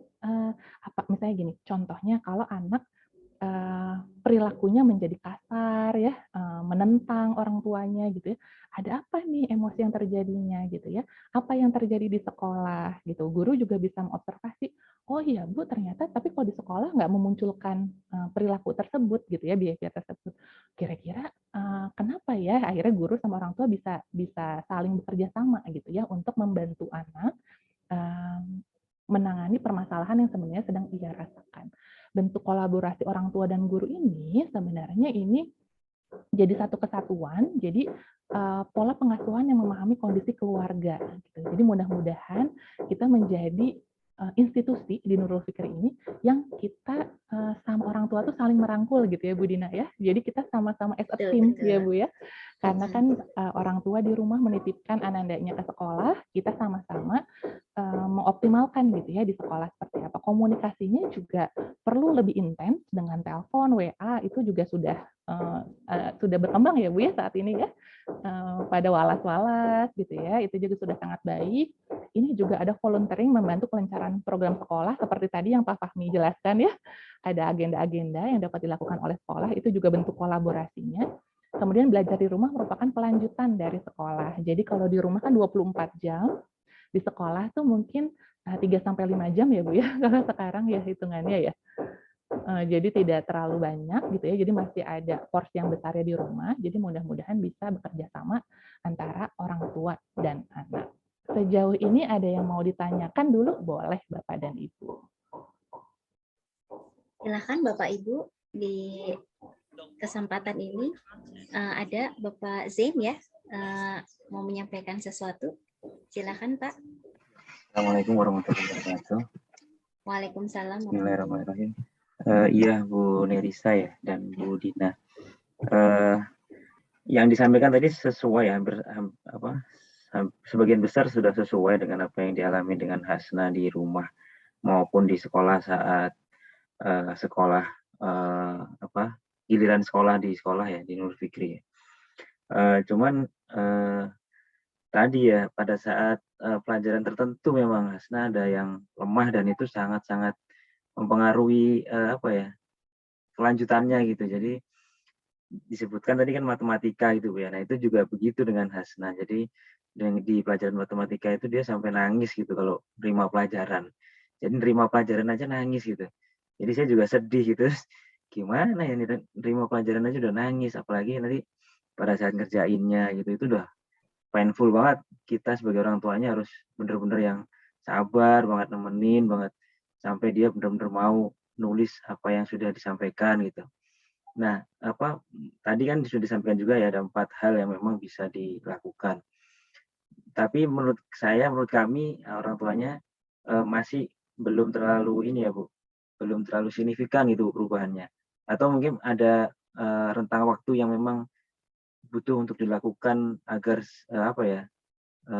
tadi nangisnya itu atau efek dari nggak sukanya atau apanya itu adaptasinya yang bisa dirubah gitu Bu. Karena sebelumnya waktu sekolah offline pun nggak ada masalah gitu ya, tetap normal-normal aja gitu. Oke, baik. Pak Zain, punten untuk anandanya kelas berapa sekarang? Di kelas 5 Bu. Oke, di kelas 5, baik ya. Memang matematika ini kadang menjadi matematik fobik gitu ya. Bahkan saya juga pernah baca literaturnya, memang ada yang fobia sekali dengan matematika gitu ya, karena matematika membutuhkan kemampuan berpikir yang lebih kompleks dibandingkan dengan pembelajaran-pembelajaran yang lainnya gitu ya. Nah, yang perlu kita cermati gitu ya, ketika memang anak menimbulkan reaksi emosional dengan menangis gitu ya, kemudian menolak gitu ya, tidak mau, bahkan sampai pada saat pelajarannya pun menangis gitu ya Pak ya, tidak mau mengerjakan tugas-tugasnya gitu ya, kita boleh setback dulu Pak. Setback itu kita memberikan jeda dulu kepada anak kita gitu ya. Kemudian kita bisa kelola dulu, kita refleksikan perasaannya.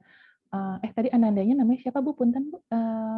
Ananda Hasna Bu. Hasna ya. Hasna, Bapak lihat Hasna menangis gitu ya. Kenapa Nak? Rasanya sulit sekali ya pelajaran matematika gitu ya Pak ya. Rasanya sulit sekali ya, dulu juga Bapak juga kesulitan misalnya gitu ya Pak ya. Bapak juga kesulitan di dulu matematika gitu ya. Apa yang Hasna rasakan saat ini? Jadi kita perlu connect gitu ya sama anak kita untuk kita tahu apa sih sebenarnya yang dia rasakan. Bisa jadi yang dia rasakan itu dia memang ngerasa nggak mampu untuk mengerjakan tugasnya, akhirnya dia ngerasanya malu karena tertinggal dengan teman-temannya. Itu paling sering itu Pak, seperti itu. Ada juga yang memang dia nggak paham gitu ya konsepnya karena misalnya penjelasan dari gurunya terlalu cepat misalnya. Ataupun dia ada kesulitan-kesulitan lainnya misalnya untuk membaca simbol ataupun rumus-rumus dia nggak terlalu paham.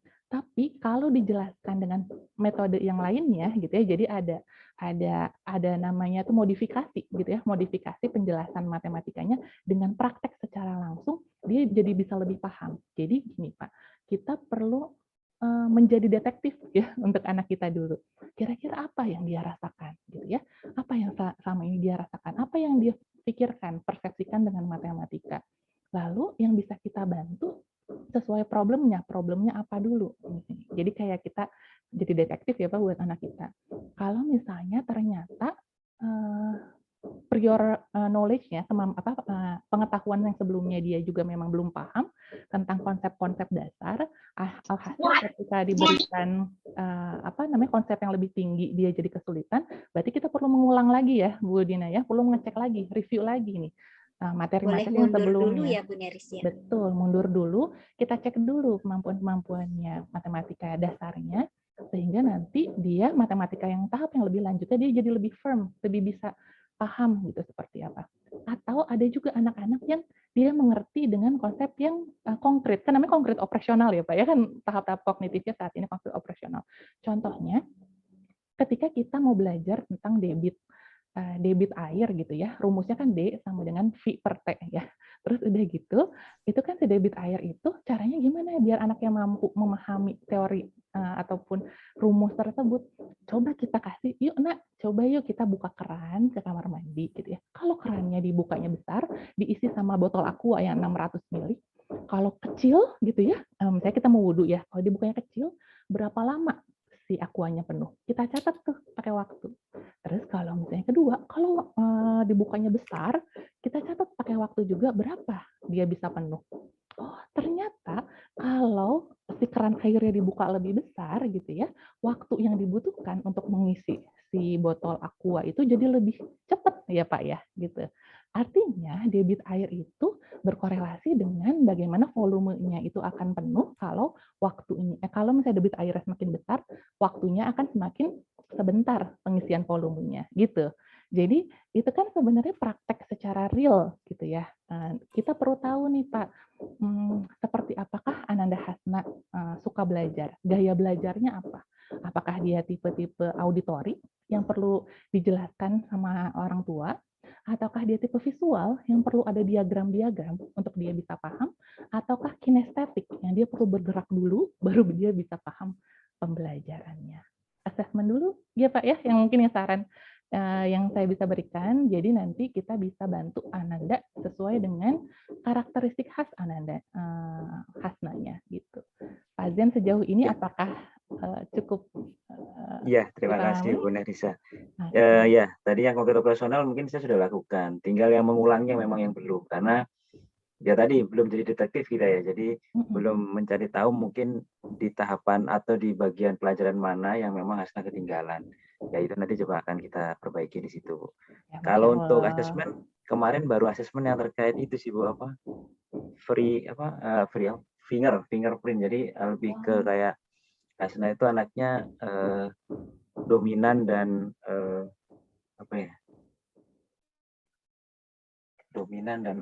yang ada yang tipe-tipe kepribadian itu ya Pak yang? Ya, yang itu sih Bu. Tapi kalau yang untuk tadi yang kinestetik dan sebagainya saya belum tahu ada di Nurul Fikri kayak itu. Oke, ada Bapak kalau misalnya memang mau dicek asesmen psikologis gitu ya, Bapak bisa ke psikolog-psikolog di tumbuh kembang boleh, ataupun di Nurul Fikri juga bisa gitu, ataupun sebenarnya bisa klik di link Kemendikbud search-nya adalah learning style, gaya belajar anak usia sekolah dasar. Itu ada panduannya, Pak. Yang kebetulan saya pernah share ke Bu Dina ya. Kalau nanti Bapak butuh filenya, boleh sekali kita share. Nanti tinggal Ananda Hasna klik kayak kuesioner gitu, Pak. Jadi nanti bisa diisi, nanti bisa terlihat hasilnya mana yang lebih dominan gitu. Ada strateginya juga, Pak. Kalau misalnya tipe yang auditory seperti apa, tipe visual seperti apa. Begitu, Bapak ya. Mudah-mudahan bisa membantu. Oke, baik, Bu Dina. Iya, sama-sama Pak Zain. Terima kasih. Bu Nerisa boleh nyambung sedikit nih, ikut nimbrung ya dengan apa yang disampaikan Bapak Zain tadi. Relate sekali nih gitu. Saya juga menemukan gitu ya, mendapati bahwa ketika anak-anak sebelumnya agak lama gitu ya di rumah, kan ketemu matematikanya stimulasinya lebih sedikit daripada ketika anak-anak full belajar di sekolah. Tiba-tiba masuk gitu ya, atau memasuki kelas 5, tingkat kompetensi materi matematikanya juga semakin kompleks, jadi shock gitu Bu Nerisa. Jadi memang tadi mudah-mudahan yang disampaikan Pak Zain menginspirasi kita semua untuk ternyata kayaknya masih bisa ya cari cara-cara lain gitu ya untuk pembelajarannya. Atau boleh juga nggak ya Bu Nerisa, ada yang apa namanya, dari orang tua mungkin boleh sekali membuka komunikasi kepada guru gitu ya, sehingga guru juga mendapatkan potret yang clear tentang kondisi anak-anak. Oh, ternyata materi debit air ini sekian persen anak masih merasa sangat berat, berarti nanti bisa sama-sama diturunkan gitu. Mungkin ya Bu Nerisa ya. Halo? Oh, Bu Nerisa sepertinya dalam koneksi. Iya, Bu Neris.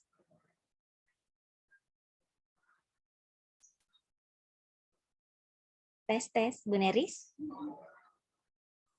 Baik, Bapak Ibu, ini sepertinya Bu Nerisa ada kendala koneksi ya. Tidak apa-apa sambil kita tunggu. Jadi tadi saya menambahkan sedikit mungkin ya Bapak Ibu, jika ada kendala-kendala seperti tadi, baik sekali untuk dikomunikasikan kepada sekolah gitu ya, kepada guru, agar kita bisa sama-sama gitu ya memahami. Setidaknya siswa ketika pun misalnya belum menemukan strategi taktisnya untuk penguasaan materi, tapi akan mendapatkan support secara sosial, baik dari sisi guru maupun dari sisi orang tua. Begitu mungkin.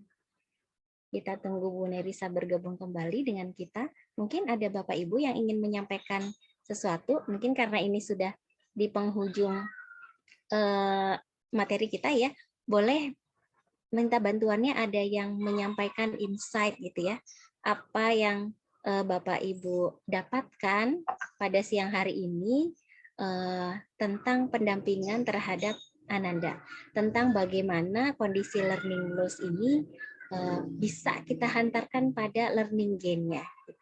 Silakan, mungkin ada yang mau menyampaikan.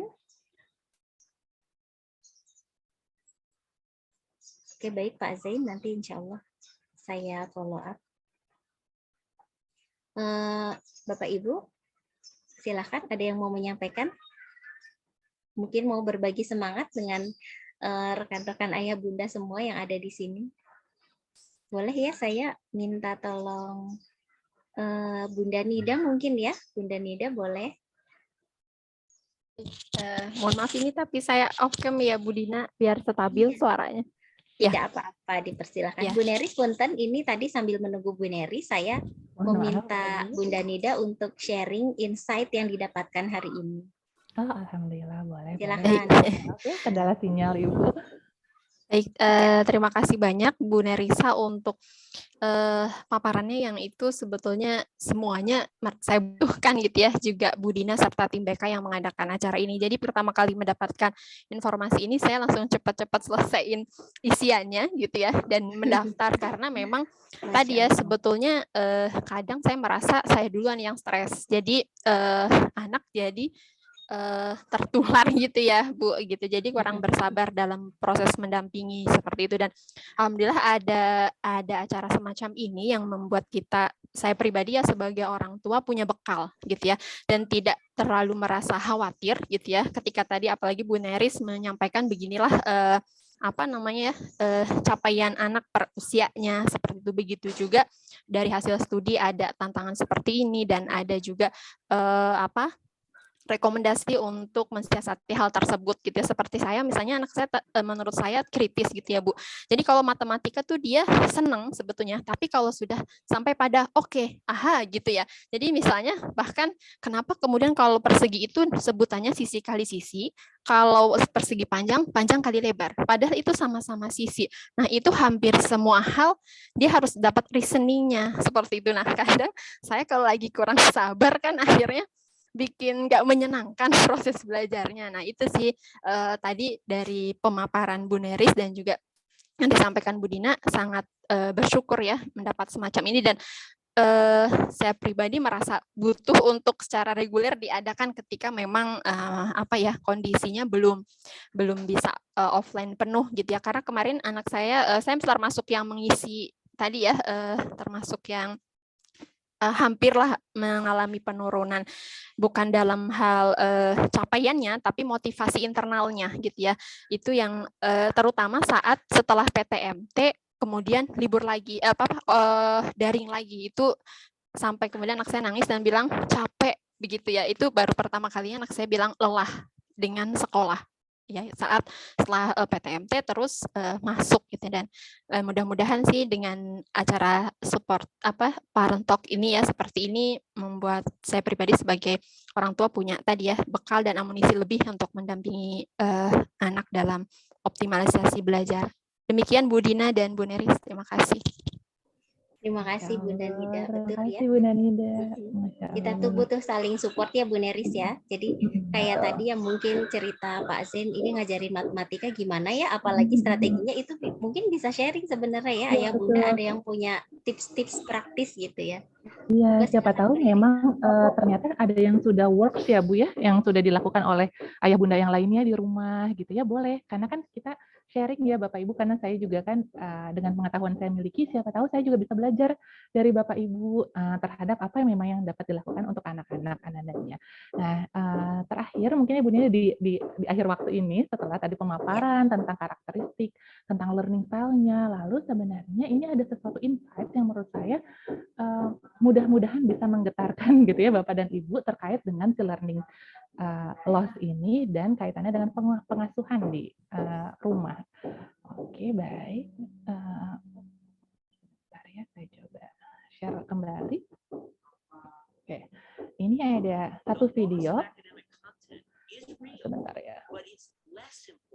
Oke, ada satu video yang bisa Bapak Ibu lihat gitu ya di sini. Video ini menjelaskan tentang learning loss gitu ya, dan pentingnya pendampingannya pada anak. Kita akan simak bersama-sama. Sebentar ya. Oke.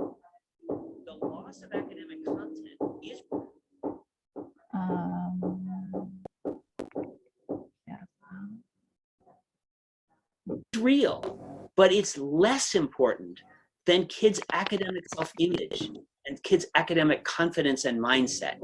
If we wreck that, we wreck a whole generation of kids. The loss of academic content is real, but it's less important than kids' academic self-image and kids' academic confidence and mindset. If we wreck that, we wreck a whole generation of kids in their spirits as learners and scholars. And the kids that are most at risk are the kids that will be most damaged by that. The other thing that's really scary in that is that it puts kids in a passive role of we need to fix you. And as long as kids feel like my job is to come here and be fixed, their heart isn't in their own work. This isn't like we're going to fix you. It's you're in charge of your growth and you don't have to feel any guilt that the whole world shut down last year and you're behind. We need to talk to each kid and figure out where she is and help her look at her data and help her own and take pride in the growth she's going to make. We should be celebrating kids coming back to school. This is a great moment to accelerate learning. Oke, itu ya Bu ya. Jadi ternyata gitu ya, despite of gitu ya Bu ya, ada learning loss yang terjadi gitu ya. Kalau misalnya Ron Berger dari Senior Advisor EL Education ini dia menjelaskan the loss of academic content is real. Academic content itu real gitu ya, memang terjadi gitu ya, learning loss itu terjadi. Tapi sebenarnya yang lebih important bagi kita sebenarnya adalah bagaimana Ananda kita bisa tahu tentang learning self image gitu ya. Jadi bagaimana memang dia kemampuan untuk itu. Gitu. The lost academic content is Itu ya. Berarti benar. Oke, mohon maaf ya. Jadi yang paling penting sebenarnya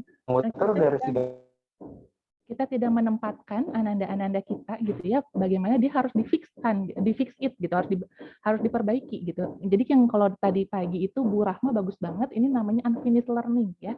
Jadi yang memang bukan ada anak yang memang dia belum mampu terus kemudian dia nggak bisa gitu ya, akhirnya kita perlu perbaiki. Bukan seperti itu Pak, tapi kita lihat bahwa di mana sih sebenarnya letak anak kita, kemampuannya sudah sampai mana gitu ya. Oh, ada unfinished learning, ada proses pembelajaran yang belum selesai, yang bisa kita stimulasi, yang bisa kita intervensi.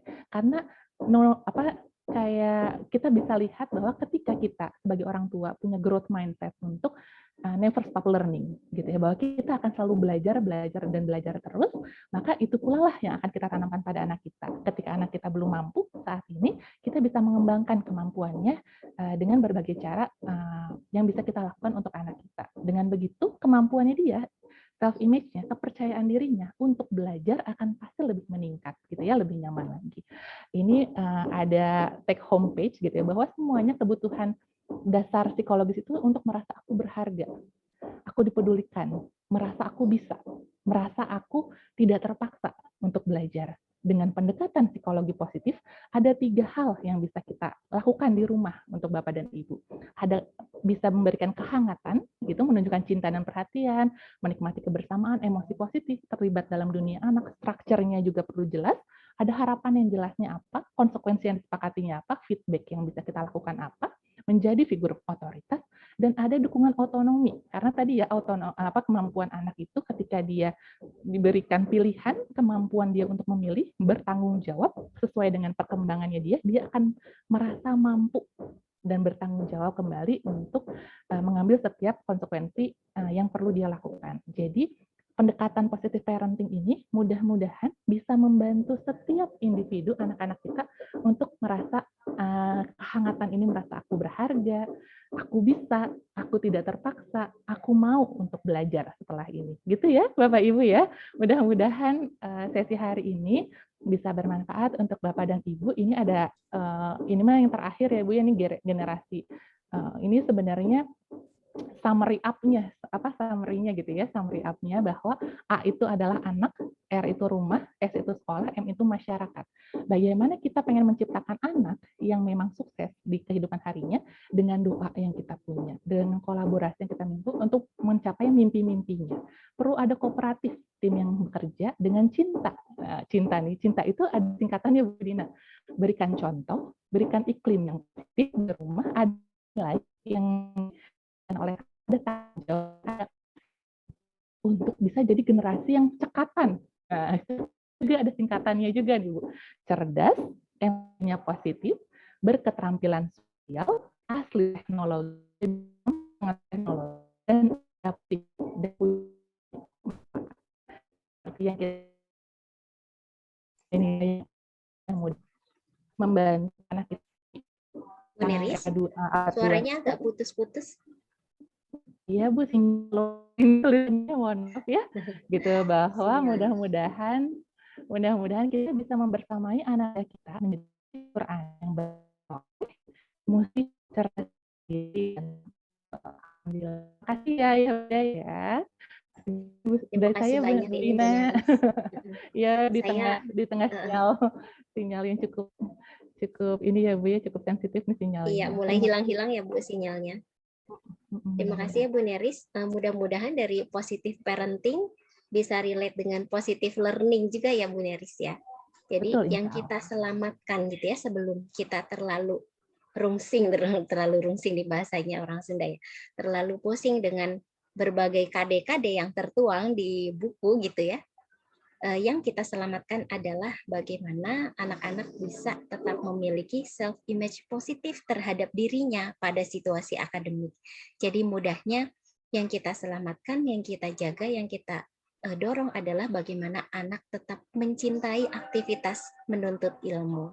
Insya Allah begitu ya. Masya Allah luar biasa siang hari Betul, ini. Bu Dina, insya Allah. Ayah Bunda, Bu Nerisa terima kasih banyak sharing ilmunya. Nanti materinya boleh di-share ya Bu Nerisa ya. Boleh, mangga Ibu. Boleh. Ya, iya Bapak Ibu juga mohon dukungannya, bantuannya, masukannya gitu ya untuk kegiatan selanjutnya dari kami. Boleh dicek di chat ya. Tadi sudah saya share link evaluasi, mohon diberikan masukan. Kami sangat berharap pertemuan-pertemuan seperti ini tidak hanya menjadi event gitu ya, tapi ini menjadi silaturahim kita yang berkala. Ngaji bareng gitu ya Bu Nerisa, ngaji belajar ngaji psikologi gitu ya, ngaji bareng. Nah ini senang sekali jika nanti ada forum-forum bersama seperti ini dengan Ayah Bunda bisa saling support, bisa saling sharing strategi. Nah ini mohon maaf sekali karena keterbatasan ini ya kuota partisipan link Zoom yang kami gunakan. Jadi awalnya persis di hari kemarin ya, semalam saya juga masih cek pendaftaran registrasi peserta untuk Parent Talk ini masih di kisaran 30 atau 40-an begitu Bapak Ibu. Sehingga kami kemarin juga mempersiapkan link ini dengan perhitungan cukup gitu kapasitasnya, ternyata luar biasa ya, Masya Allah banyak Bapak Ibu yang baru bergabung hari ini dan ingin belajar bersama. Mudah-mudahan di kesempatan berikutnya kita bisa memfasilitasi hal itu. Baik, terima kasih banyak. Mungkin sebelum saya akhiri ada yang ingin menyampaikan sesuatu Bapak Ibu? Mohon open kamera Bu Dina, mau dokumentasi. Oke, sip Bu Nuha. Ayo kita mari buka kamera, kita saling berbagi senyum, semangat, dan penguatan nih. Karena peran pendidikan ini tentu masih panjang ya, Bu Neris, Bu Nuha, nih luar biasa Bu Nuha nih, pawangnya sekolah. Jadi kita Masya Allah penting sekali untuk tektokan komunikasi ya Bu Nuha ya, dari orang tua dan guru. Jadi boleh loh orang tua dan guru curhat-curhatan gitu ya, saling memberi masukan. Bapak Ibu guru juga boleh silahkan menyampaikan apa ya hal-hal yang perlu dibangun kerjasamanya dengan orang tua. Iya, terima kasih. Tidak apa-apa Bapak Ibu yang mungkin terkendala. Boleh mungkin Bu Nuha mau ini nih mengambil foto, silahkan. Ya, mohon ditahan senyum terbaiknya Bapak Ibu semua. Boleh pakai reaction ya Bu Nuha ya, biar rame. Oh iya, boleh pakai reaction, misalnya reaction, kasih heart, kasih tepuk tangan. Oke, ada 2 halaman ya Bu Dina, Masya Allah. Ya. Sebentar. Ya. Oke, terima kasih Bu Dina. Terima kasih Bu Nuha. Ini Masya Allah luar biasa Bu Nuha supportnya. Terima kasih banyak Bapak Ibu semua. Sehat selalu, semangat selalu. Semoga Allah kumpulkan kita kembali di janahnya. Dan semoga lelah-lelahnya kita gitu ya, sedih-sedihnya kita dan bahagianya kita mendampingi anak belajar menjadi tabungan amal jariah bagi kita semua. Amin ya Allah. Mohon maaf lahir dan batin Bapak Ibu guru, ayah bunda dan semua yang ada di sini. Saya izin akhiri pertemuan kita. Mari kita membaca hamdalah bersama. Alhamdulillahirabbil alamin. Dan doa penutup majelis, subhanakallahumma wa bihamdika asyhadu an la ilaha illa anta astaghfiruka wa atubu ilaik. Mohon maaf lahir batin atas segala kekurangan, semoga kehilafan yang ada selama kita bermajelis bersama tadi Allah ampuni. Terima kasih banyak Ayah Bunda. Assalamualaikum warahmatullahi wabarakatuh. Waalaikumsalam. Waalaikumsalam warahmatullahi wabarakatuh. Terima kasih Bu Dina, Bu Nerisa. Bu Nerisa, Bu Dina. Dengan senang hati Ibu. Allah khairan. Silakan Ibu. Terima kasih. Allah khairan Ibu. Dina izin living ya, Bu Neris. Iya, Bu Dina juga langsung live ya Bu. Makasih banyak ya Bu Nuha. Bu Nuha.